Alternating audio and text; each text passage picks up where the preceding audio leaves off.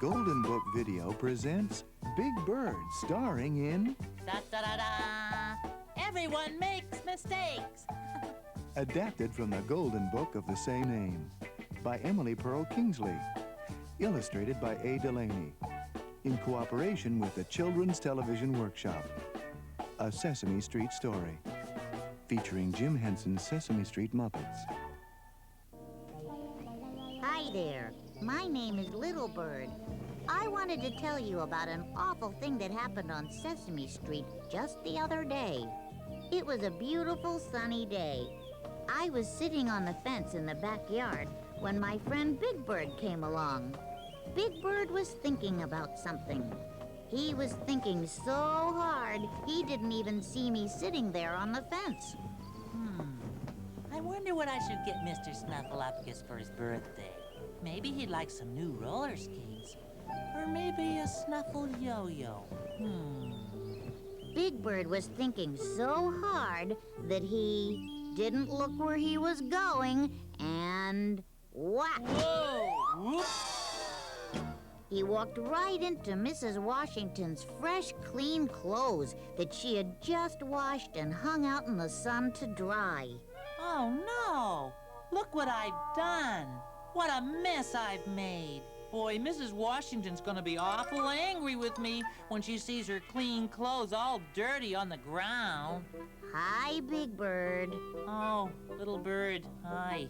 Well, what are you gonna do, Big Bird? Oh, gee, I know.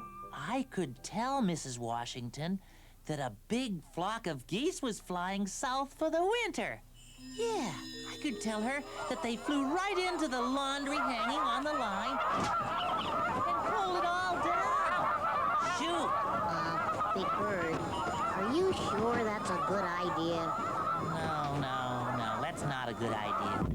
Birds fly south in the fall, and it's the spring right now. That's right. Now what I think you should say is... I know. I could tell her that Biff and Sully drove their big crane through here on their way to the construction site at the corner. Watch out, you guys! And they ran right into her nice clean laundry. Big Bird. No, that's no good either. Biff and Sully wouldn't drive their crane through here. No, they drive right down the middle of Sesame Street. I knew it. Big Bird, maybe what you should say is... Let's see. Aha! I could tell Mrs. Washington that a giraffe escaped from the zoo and ran straight through the yard. Wait, come back, Mr. Giraffe! Come back here! And got all tangled up in her laundry and scattered it all over the place. I could tell her that. Now, who would believe a silly story about a giraffe escaping from the zoo? Nobody, I guess. You're right. How about telling her the... Wait, maybe I could tell Mrs. Washington that today was the day of the great Sesame Street bicycle race. Since when is this an obstacle course? Watch out, Big Bird. I could tell her that the racers rode their bikes straight into her laundry and dragged it onto the ground. You can't tell her that. The great bicycle race was last week. And Mrs. Washington will surely remember that because she won the race. Oh, yeah, that's right. I guess I can't tell her that. Big Bird, have you thought maybe you should... How about this? I could say that there was a big fire on Sesame Street. All the engines came racing through here on the way to put out the fire. Watch out for the laundry. I told you not to take the shortcut. The fire? Where's the fire? Help, fire! There's no fire. Big Bird just made it up. No, I can't tell Mrs. Washington that. She would know there wasn't a fire on Sesame Street today. Big Bird, how about... I got it. I could tell her that Alphabet Bates came down in his parachute to deliver a letter, and he landed right on her clothesline. Oh, la la, but I would never do such a thing, you know that. I guess it's not right to blame my mistake on Alphabet Bates. It wasn't his fault. Big Bird, maybe... Hey, how about a circus? That's it. The circus came to perform right here on Sesame Street. Ladies and gentlemen! And the tightrope walker was practicing her act on Mrs. Washington's clothesline, and she knocked the whole thing down. A circus? Hold everything. A circus practicing in Mrs. Washington's backyard? That's a terrible idea. That's true. She'd never believe that's what happened. Oh, boy. What will I be able to tell her? Have you thought at all about telling her the truth? I got it. A rodeo. There could have been a rodeo here today. Rodeo Rosie and her friends were roping steers back here. Hee-yaw! Ride 'em, cowboy! And the steers were trying to get away, and... Me roping steers right here on Sesame Street. Big Bird, that is the gall-darndest yarn I ever did hear. Yee-haw! You're right. That story is just as silly as the others. Big Bird, why not just say... I know. A tornado could have hit Sesame Street. Hang on to your feathers, little bird! The terrible winds just blew and blew and blew all the laundry down onto the ground. Certainly looks like a tornado came through here. Nah, that's no good either. Gosh, what am I gonna say? Well, if you ask me, I think you should tell her the truth. Oh, no. Here comes Mrs. Washington now. When Mrs. Washington saw her nice, clean laundry in a big, dirty mess on the ground, she was really upset. Big Bird, look at my laundry. It's all over the ground. What on earth happened here? Well, Mrs. Washington, it's like this. A big flock of... No, I mean, Biff and Sully and their, well, that is, a runaway giraffe on a bicycle. No, I mean, Alphabet Bates parachuted into a circus. No, Rodeo Rosie was riding in her rodeo when, or was it a tornado? Hang on to your feathers, little bird. No, Mrs. Washington, it was none of those things. What are you trying to tell me, Big Bird? Mrs. Washington, I wasn't looking where I was going, and I walked right into your laundry and knocked it all down. Oh. Oh? Just oh? Aren't you angry? Well, maybe a little, but I'll get over it. I'm really sorry, Mrs. Washington. It's okay, Big Bird. You see, Big Bird, I told you it was better to tell Mrs. Washington the truth. You were right, little bird. Can we help you pick up these clothes, Mrs. Washington? Better than that, you can help me wash them again. All right. Don't worry about it, Big Bird. Everyone makes mistakes. Aww.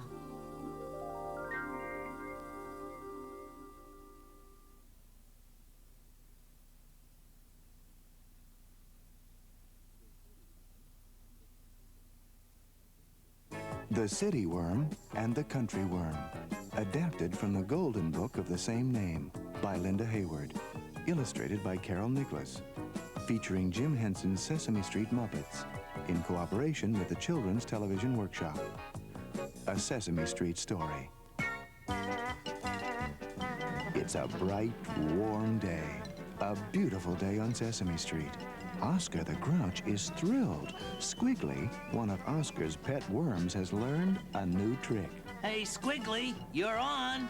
Oh, I can hardly wait to tell everyone about this. Is the ladder set up? Sure. I bet no one has seen a worm dive from a diving board into a thimble full of water.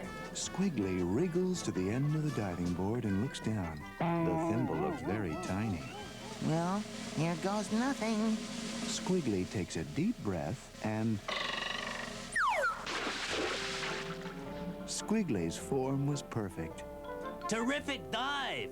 A few more practice sessions, and you'll be ready for the big time. Good, but I don't have time to practice anymore now, Oscar. I have to go tidy up my room. Tidy up your room? My cousin Squirmy is coming to visit me tonight. When my cousin Trashy visits me, I always mess up my room. In the evening, Squirmy arrives from the country with her suitcase. The first person she sees on Sesame Street is Oscar. Excuse me, sir. I'm looking for my cousin Squiggly. Does he live around here? Yeah, right there, in that shoebox. Oh, thanks. By the way, is it always so noisy in the city? What? I said, is it always so noisy in the city? Oscar looks around Sesame Street. Cars and trucks are rumbling by. A garbage collector is rattling cans. A rock band is practicing upstairs. What noise? I don't hear anything. When you live in the city, you get used to the noise. Oh, Cousin Squirmy, how nice of you to visit me. Cousin Squiggly, it's wonderful to be here. Welcome to the Big Apple. Big Apple? Where? Oh, that's just a funny name for the big city. We call it the Big Apple. Oh, I see. I guess. Squiggly takes Squirmy into his shoebox apartment and helps her unpack. Squiggly, I love your room. You've got great taste in books. Those are great tie-dyed pillows on your bed. The next day, Squiggly gives Squirmy a tour of the city. At the Earthworm Museum, they see 20 different kinds of dirt in the soil sample room. What a colorful mobile. It's called worm turning in slow motion. That makes sense. Oh, Squiggly, look. A statue of Caesar Salad Worm. And a painting by Van Glowworm. Gee, all this worm culture is really inspiring. I've never seen anything like it in the country. In the afternoon, they climb to the top of the Sesame Street sign and take in the view. The city's a very exciting place, even if it is noisy. That evening, they have front row seats at the biggest Earthworm musical stage show in town. In fact, it is the only Earthworm musical stage show in town. The next day, it is time for Squirmy to go home. Thanks for everything, Squiggly. I hope you'll come to visit me sometime. I've never been to the country. Do you have a lot of museums and shows? No. We do have a lot of quiet. After Squirmy leaves, Oscar shows Squiggly a sign. It says, "See the amazing diving trick. Come to the show starring Oscar T. Grouch." I painted it myself. Terrific, huh? Gee, I don't know. Can you dive into a thimbleful of water? Well, no. You're the diver. Then why does your sign say starring Oscar T. Grouch? Because I made the sign. That is unfair. I am the diver, not you. I think I'll go on a long trip. You can do the show without me. But.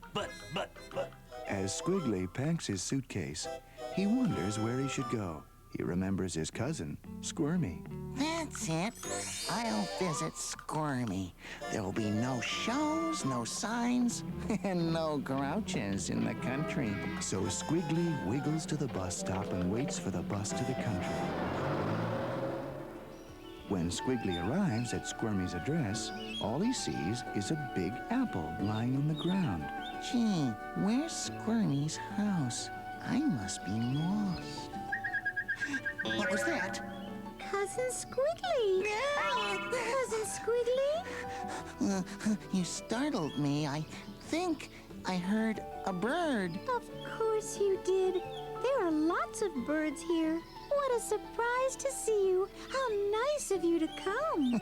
It's wonderful to be here. Welcome to the Big Apple.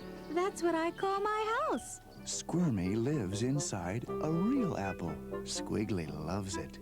I like the patchwork quilt and the sampler on the wall. The next day, Squirmy gives Squiggly a tour of the countryside. The cousins wriggle to the local puddle and take a brisk dip. Hey, Squirmy, how many inchworms does it take to make a foot? Gee, I don't know. 12? None. Worms don't have feet. That night, they sleep under the stars. with leaves of red and green and gold for blankets. I have never seen so many stars. There's only one problem. I can't sleep. It's too quiet. Oh, if only Oscar were here. He makes a lot of noise. Then I could go to sleep. Oscar would play me a Grouch lullaby, and it would be just loud enough to put me to sleep. In the morning, Squiggly and Squirmy are talking about this and that, An acorn. when a robin sitting on the branch of an apple tree notices them. And he's thinking about only one thing: breakfast. This is the life, Squirmy. No cars, no trucks, no garbage collectors. Jump! In here, Squiggly! I can't move. Oh! Help! Squiggly? Cousin Squiggly? You pulled me into the hole just in time. What was that? That's just Robin Redbreast. You've seen him before? Oh, yes. When you live in the country, you get used to birds. Cousin, it's time for me to go home. I guess I'm just a city worm. I like living in the city. And I guess I'm just a country worm. I like living in the country. Goodbye, Cousin Squirmy. Thanks for everything. So long, Cousin Squiggly. Come back soon. When Squiggly arrives home, he's surprised to see a sign hanging on Oscar's trash can. Welcome home, Squiggly. Oh, that makes me feel good. How's the wandering worm? Tired of dodging birds and riding buses. But I like your sign. If you think that sign's great, check this one out. See the amazing diving trick? Come to the show starring Squiggly T. Worm. Gee, that's swell. But, I had something else in mind. Oh, see the amazing diving trick. Come to the show starring Squiggly T. Worm and Oscar T. Grouch. But, Squiggly, you're the star. Oh, not without you, Oscar. That's what friends are for. And that's the way things are on Sesame Street.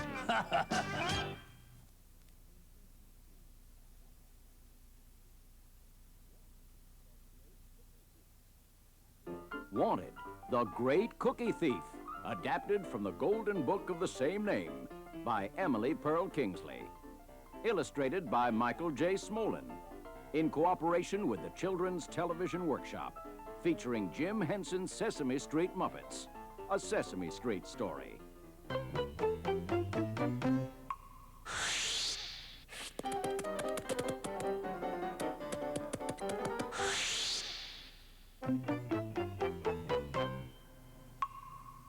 A long time ago, back when the West was wild, there was a town that had a terrible problem. Nobody knows the problem we have. Problem we have. Oh, boy, Problem do we have a problem. Nobody Oh, what a problem we knows have. The problem we have. Glory, hallelujah.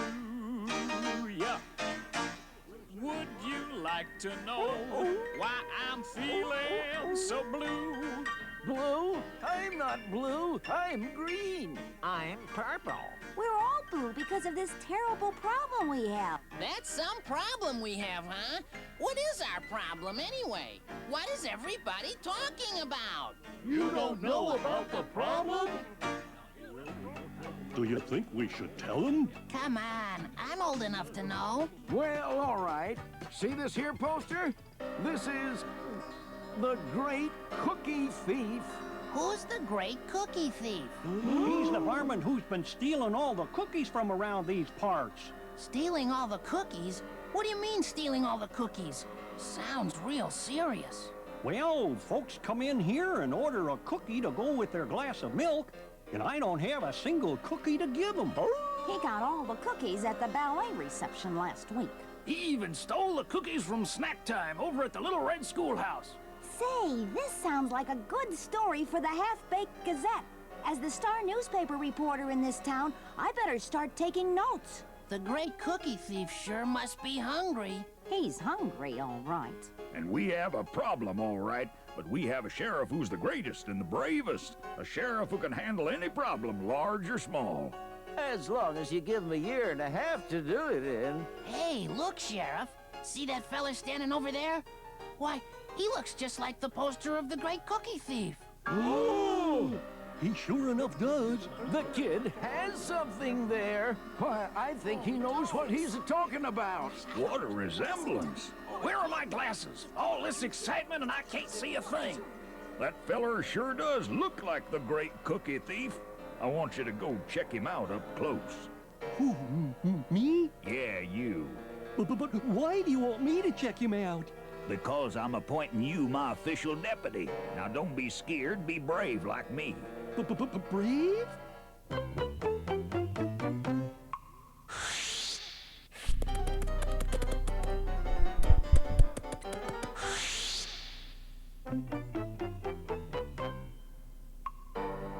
Just go up to the poster and check out one thing at a time. Just go check his eyes. His eyes? Yeah, right. Now, let's see. This feller in the poster has great big white googly eyes, and this feller standing here, he has great big white googly eyes. It's him! It's him! I know it's him! He has great big white googly eyes, just like the poster. Well, it sounds like him, but we'd better be sure. After all, lots of folks have big white googly eyes. That's my headline for the front page of my newspaper. Eyeball to eyeball with googly-eyed suspect. I know it's him. I saw his great big white googly eyes with my very own eyes. I never saw great big white googly eyes like that before. Now, we don't want to be hasty. Why don't you arrest him, Sheriff? That fella next to the poster is the great cookie thief. We have to be sure to get the right feller. Let's go check out something else about him. Better go check out his fur. Yes, check out his fur. Guess what, Sheriff? Wild Will here says the cookie thief just struck again. Right. Some thief just stole every last macaroon from the Cookie Jar Bakery on Main Street. We better catch that outlaw right quick. You go see if that feller is a thief. Go back and check out his fur. Let's see. The feller in the poster has blue shaggy fur. And this feller here, why, he has blue shaggy fur too. It's him! It's him! I know it's him. He has blue shaggy fur, and the feller in the poster has blue shaggy fur too. Oh, yeah, come on now. Why don't you arrest him, Sheriff? I'd arrest him if I were the sheriff. What we need around here is one brave man. I'd do it myself, but I don't even like cookies.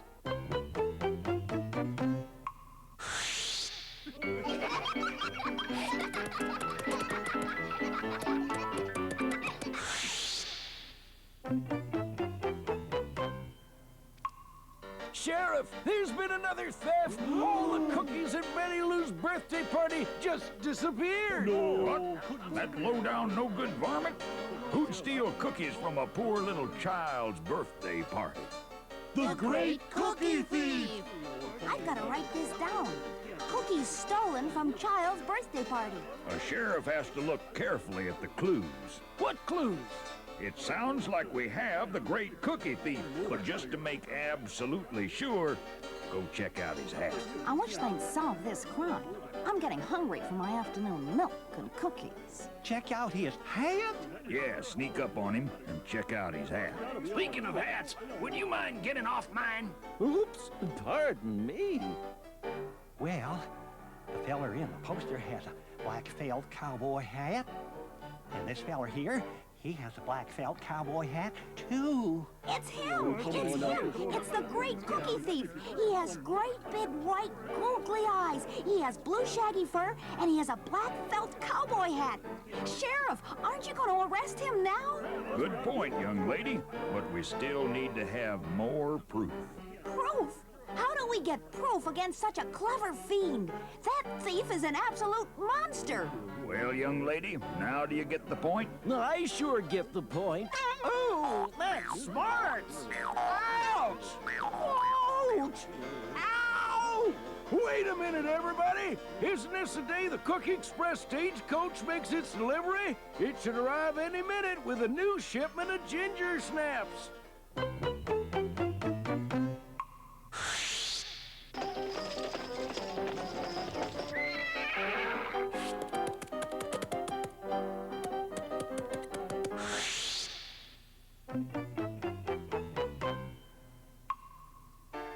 Sorry, folks, the stage arrived, but so did the great cookie thief. Oh, no! Now, this is getting serious.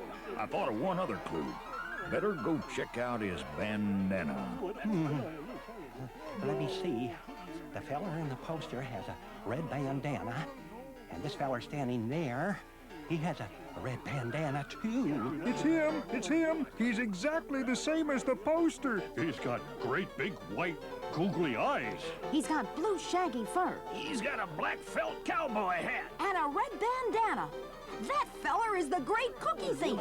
Now, are you gonna do something about this problem? I'm a little hung up here. I gotta get down from here. Oh, boy! He's gonna arrest the great cookie thief. I better take a picture for the front page of my newspaper. Now listen here, you. We checked you out, and we think you're the great cookie thief. Oh, but, yes, you. You've got the same big white googly eyes, and the same blue shaggy fur, and the same black felt cowboy hat, and the same red bandana. Oh, but me not have same mustache. Mustache? You don't have a mustache. He doesn't have a mustache. Does he have a mustache? I don't think he has a mustache. I don't have a mustache. No, but he does. Would you look at that mustache? I never noticed that before. Boy, were we wrong. Imagine our thinking that fella looked like the great cookie thief. Sorry we got you mixed up with a great cookie thief. Terribly sorry, sir. Please excuse us. What a mistake. Do you think I could take your picture? Well, partner, sure hope there are no hard feelings. No hard feelings. The great cookie thief! Bye-bye. Hey, come back here, you! And soon, a little bit farther west, there was another town that had a terrible problem.